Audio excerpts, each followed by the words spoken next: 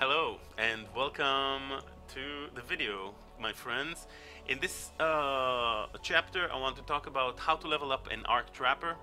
In the past couple of days, I wanted to kind of like shave off some minutes and some hours off of my leveling process. So I created a level 1 Shadow, and I relied only on self-found stuff and on currencies, and I tried to level up as fast and efficiently as I can while maintaining survivability, reasonable survivability considering softcore, and just be as fast as I can, reasonable survivability and damage and resist and all that kind of stuff.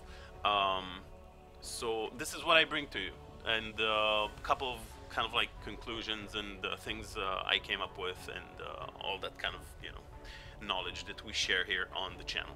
So first I want to talk about how to level up regarding the tree and the order in which I pick up the nodes. So you start off as Shadow. You're going to pick up the damage nodes and the trap, mind damage, trickery, crit, saboteur, crit, assassination, crit, cold-hearted, and then up into int and expeditious munitions. You're gonna go down nullification to blood drinker, and then into the int, trap and mind damage, high explosives, devastating devices, ignore this node, and then 1, 2, and clever construction. Then you'll go down to the dexterity nodes, some master trapper action, acrobatics. Later on, while you're mapping, later on in the stage, you can fill in the phase acro. Certain leagues are not going to require it, but certain leagues it's going to be very useful. It really depends kind of like the league mechanic and the monsters that are going to be introduced, but these 4 nodes are up to you. I generally recommend them once you start to get into maps, because it's 10% more chance to dodge, and phase acro, chance to dodge spells. So good stuff all around. Once we finished up in acro, we go up to int, we go up to Ridden Blood, grab Doomcast, not through the spell crit chance, but through the spell crit multi. It's a lot more damage. And then Boring Intelligence nodes. Okay. And then some life.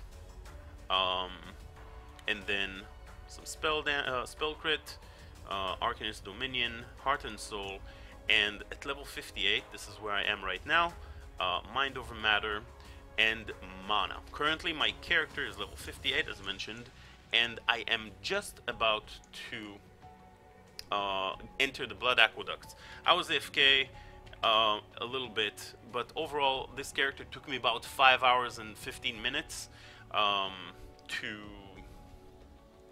level up overall. Something like 5 hours 15 minutes, and that does not include the Cruel Lab. Okay, so this is how I level up the character regarding the tree. Regarding the links, so what you're going to be looking for, we are going to be Arc Trapper once we reach Act 3 or so. Initially, you will want to get a +1 wand with +1 level socketed lightning gems. The way you create it is you get any magic wand, you buy a white wand, you turn it into magic with a transmute orb, and then you get 1 alteration and 1 ring, depends on the color.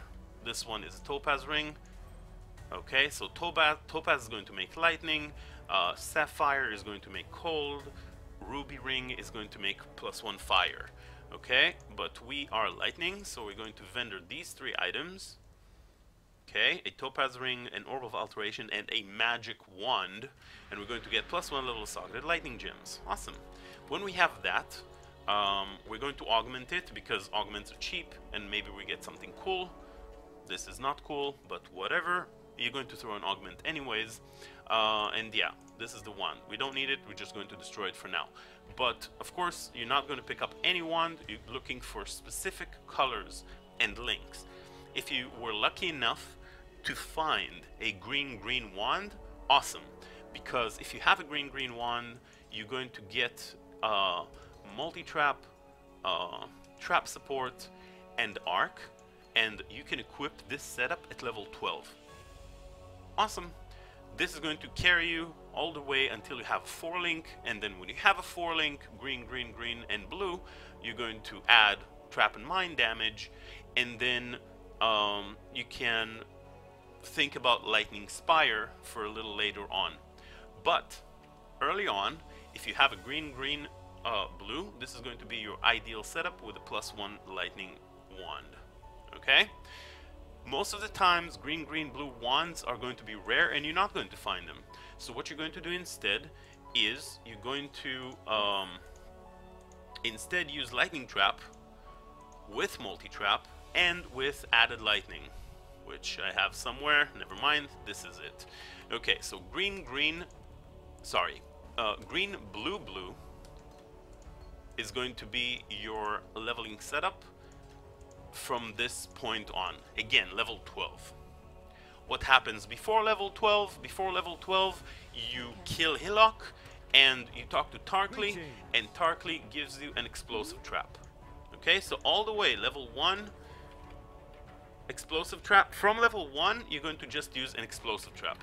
At level 8, you can attach multi-trap, you can attach added lightning gem, and that's going to carry you just fine with just explosive traps and with the trap nodes that we're getting and yada yada. Okay, and Saboteur is going to be a much nicer and all that stuff. So level 1 to level 12, explosive trap. Once you done with level 12, depends on what type of wand you found. You make the +1 lightning recipe. If you found the green, green, blue, then it's arc, trap support, and multi-trap. If you found a green, blue, blue, it is added lightning, lightning trap, and multi-trap. We're cool. This 3-link setup is going to carry you all the way until you find a 4-link. This could happen around Act 3, sometimes early Act 4. Generally mid to late Act 3. But don't stress out, because this 3-link can carry you all the way up to Act 5. Okay, so don't worry about it. The gems, the good thing about Arc Trapper, why I love leveling it up so much, is that you're not relying on a weapon and getting a good weapon because the monster's damage, the monster's HP keep increasing as you level up, right? So you need a better and better weapon every time. So that's not the way it works. With spells, they add damage the more monster you kill. They level up. So this lightning trap and the +1 is really going to be very, very strong. See, at level 12, 186 to 550, whatever, it deals 1836 and you throw multiple traps. This will clear just fine. It will destroy bosses just fine. So you don't have to worry about it. But at a certain point, you will find a 4-link. What you're keeping an eye out for is vendors, Act 3 and Act 4 vendors. When you level up, it will refresh their inventory throughout the entire story. Whenever you level up, when you have a chance, check vendors. Sometimes you'll find a movement speed boost. Sometimes you'll find the colors that you need. Green, green, blue. Green, blue, blue. You know, the 4 links that you need. Always keep an eye. Sometimes you'll find a 6 socket and you'll vendor it for 7 jeweler orbs, right? Sometimes you'll find chromatic items if you need. If you have too many transmutes, you can buy those and vendor for chromatic orbs. So always keep an eye for the vendors, but don't spend too much time because, you know, you want to level up and you want to be fast. So yeah, when you find your 4-link, your setup is going to be trap and mine damage, trap, arc, and multi-trap. This is going to be your setup for clearing. And at that point on, great. You can keep your +1 wand. What I've been doing, it worked out great. I didn't find, this character, I didn't find an additional 4-link. So I kept my +1 wand and I used at level 38, which is the end of Act 4. You're getting, level 28. After Gravicious in Act 3, you're getting Lightning Spire. So then it's a lightning skill, so you get Lightning Spire, you put it in your +1 wand, and then you get your add lightning and your trap and mine support. And you have a 3-link with 2 benefiting from the +1 lightning that you have on your wand.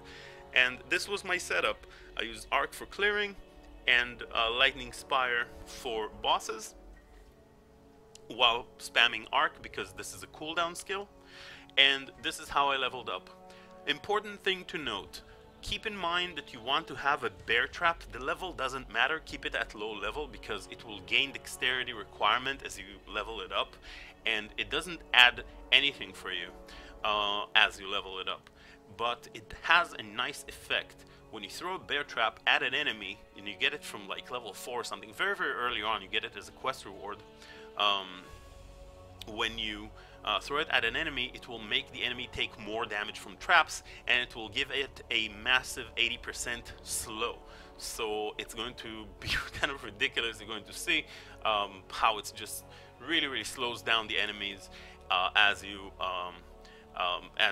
slam them with the, you know, lightning spire trap or your arc trap. So whenever you see a boss, you don't use bear traps too often, but these are like your main links.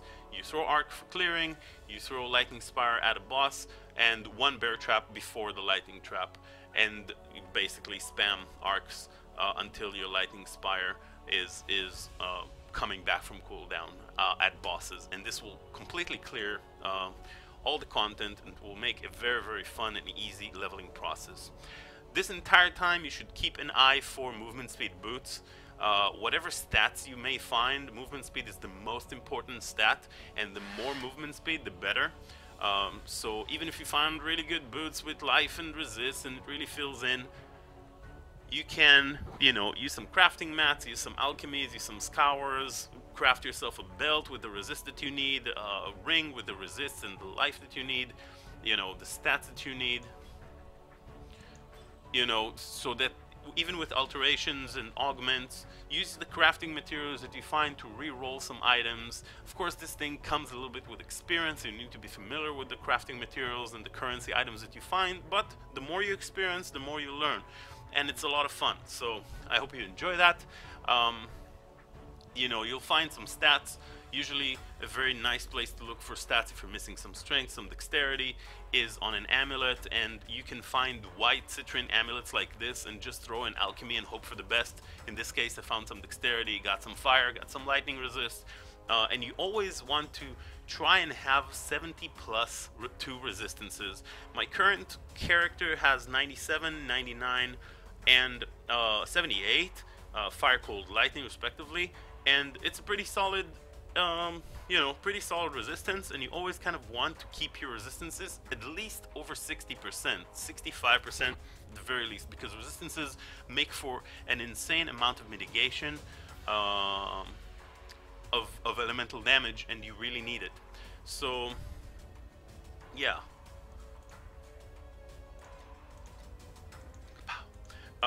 So yeah, keep an eye out for that. What else?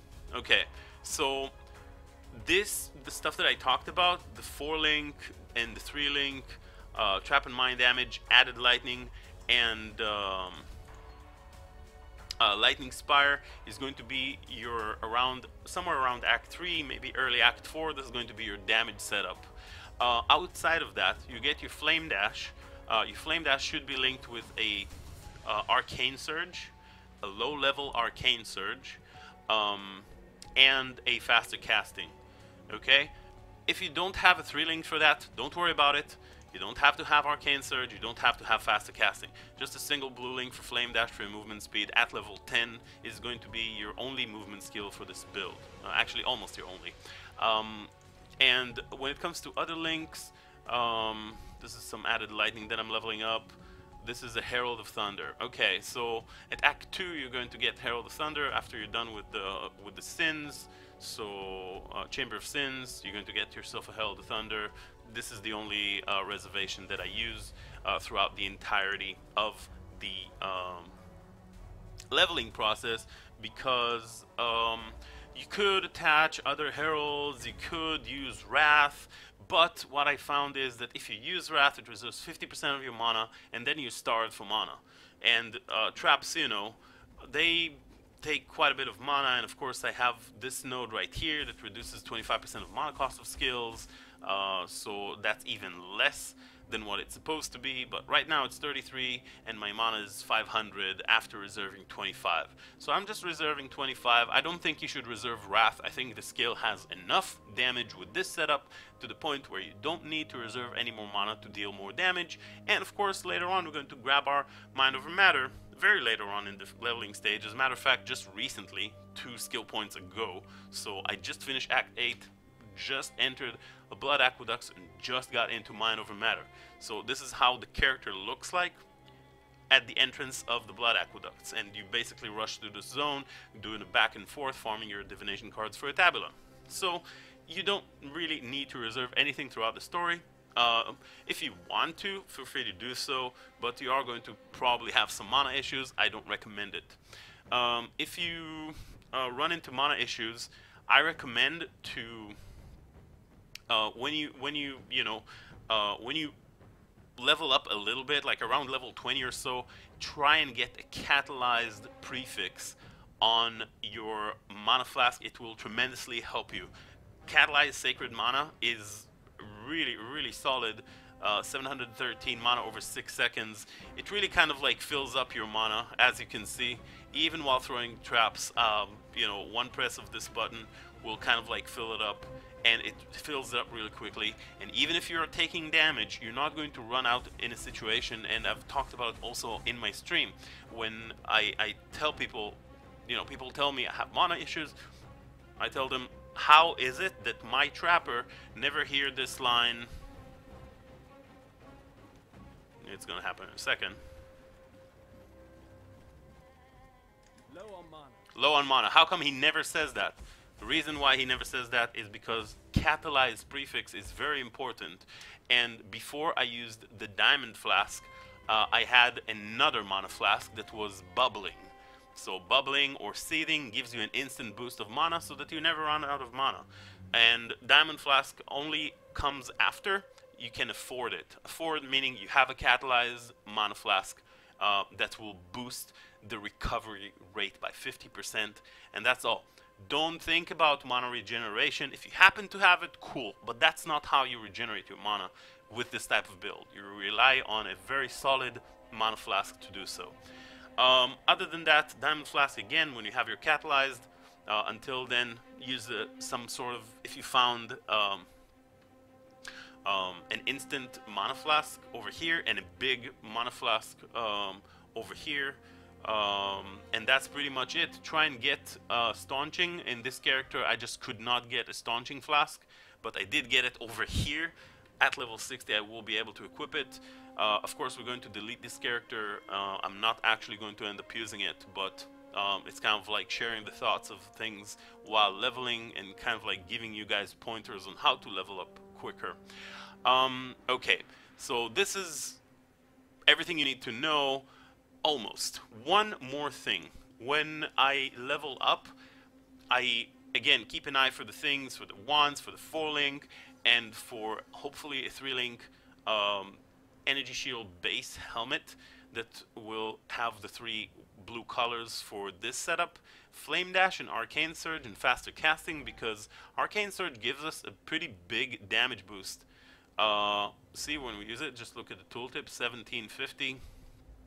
It's a pretty big more multiplier, 3200, so it adds quite a bit of damage to our spells, and this should pretty much be active all the time, right? So it's kind of like a permanent buff, and we have to kind of like keep that in mind, and Flame Dash here and there. And since Flame Dash itself is on a low cooldown, it's pretty easy to keep it up. Once you play the build, you practice it, it comes very naturally. So keep that in mind. Alright, so these are the links I've talked about. One thing that happens around Act 6, exactly in Act 6, is I look at my character. Act 6 is pretty much kind of like a middle point where I look at my character and say, okay, what are the things that I need? So I need 2 more things. 2 more things are as follows: a cast when damage taken setup with Immortal Call and Enfeeble. If you found yourself a 4-link, great. Add an increased duration gem to this 3-link boot. Make it a 4-link, great. If you don't have a 4-link, it's fine. Don't have increased duration. Just instead get a cast when damage taken, Immortal Call, and Enfeeble. Why? Because cast when damage taken will then, when you take damage, will then cast both Immortal Call and Enfeeble. Enfeeble is a very potent curse that will reduce enemy monsters' damage, so that you will take less damage. The way that it works is, basically, you need to take a certain amount of damage. In this case, triggers when you take 812 damage, which is roughly a third of my HP pool. I would recommend leveling up to 3 and then keep your Enfeeble at 7, but if you effed up and clicked to level it up and it's now level 4, the Enfeeble could be level 8, so you need a level 5 and then level 8. But you can keep cast when damage taken at level 3. It will require like 650 damage, a little bit less, and then it will be able to trigger this level 7 Enfeeble. It's not that big of a deal, okay guys? It's not that big of a deal.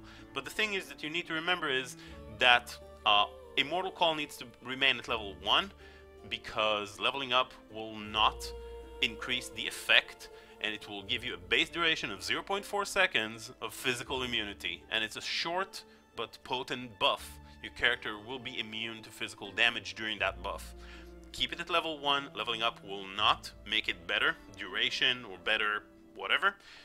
Just keep it at level 1, and cast when damage taken will trigger when your character takes a certain amount of damage. As you level it up, that amount of damage increases, which means the threshold increases, which means you need to be taking more damage to proc the linked spells. So you don't want a level 20 cast when damage taken. You want it to proc frequently. Whenever you take a certain amount of damage, it gets mitigated with Immortal Call, and monsters around you will deal less damage. This is a defense mechanism that we use. It's very potent, very strong. And I know some of you are like, hey Moses, come on, cast when damage taken, why are you even explaining that to us? Oh my god! But yeah, I mean, some players are new and they need to understand these type of mechanics, and this is a utility spell, 3-link or sometimes 4-link when you have increased duration, depends on the gear that you find, you know, that will keep people alive, like legit. And some people need to understand and to know that it exists, and it can be used in every build, so I think it's worth spending another minute to explain about it. Whatever. Another really good thing is that they changed in 3.4 phase run. Phase run is really nice because it gives you a short burst of speed, and it is going to be even longer if you're if you have frenzy charges. So it gives you a short burst of speed. Hey, let's become bigger. Ooh, big trapper.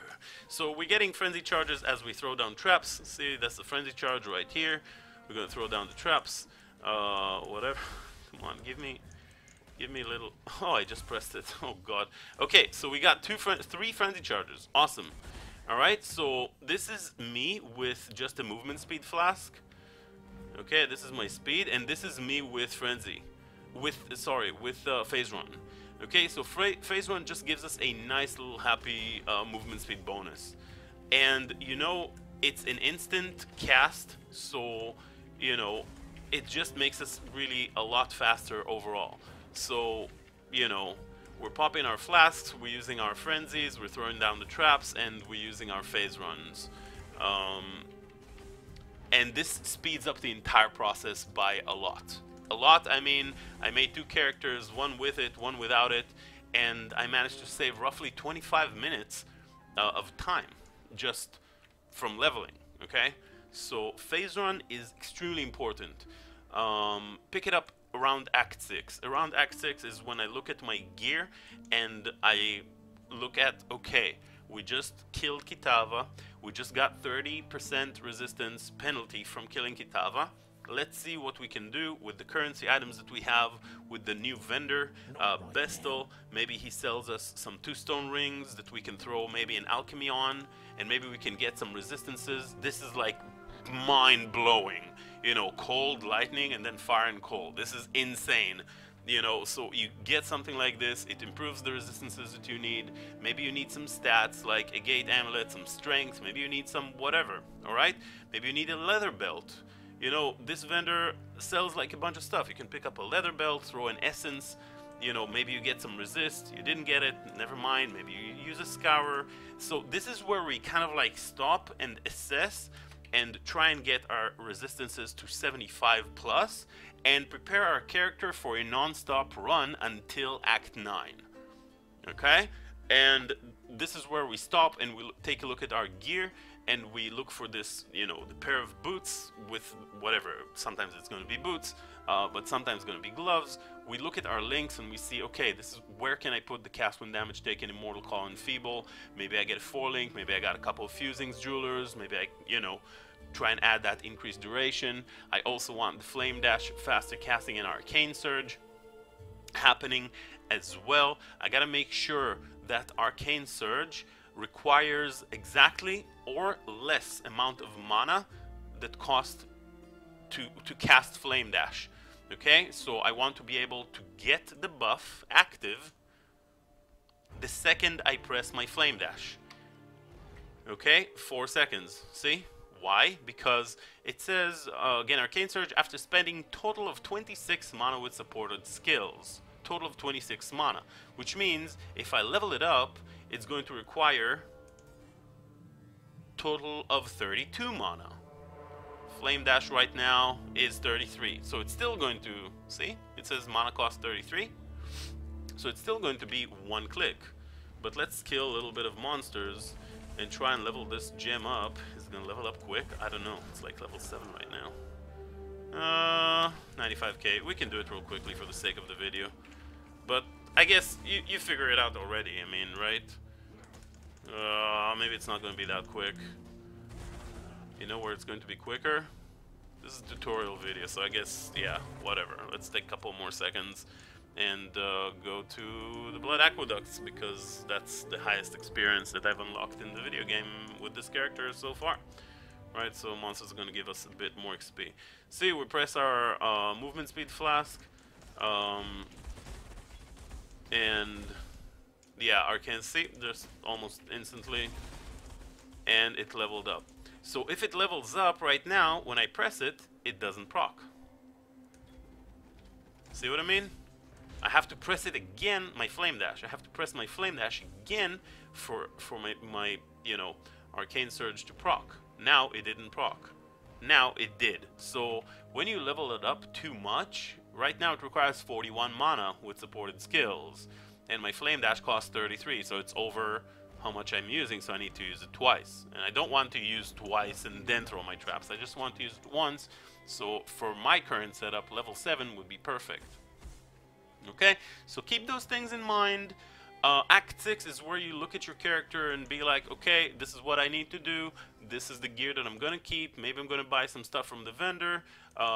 You know, maybe I'll use some fusing, some jewelers, try and get lucky with, you know, the crafts that I need, with the links that I need. But when you leave, when you finish this quest, right, Lily is going to be over here, and she's going to give you this quest right here at the entrance, the Twilight Strand, the 2 passive respec points, and she's going to become your gem vendor. So once you finish this quest in the left side and she becomes your gem vendor, this is where you set up your character and those links that I talked about: phase run, increased duration, you know, cast when damage taken, enfeeble, immortal call, and you know, your damage setup should be the same, but this is roughly how your character should look like when you leave. And when you leave, you enter the coast and you start questing in Act 6, 7, 8, and up to this point, this is how your character should look like.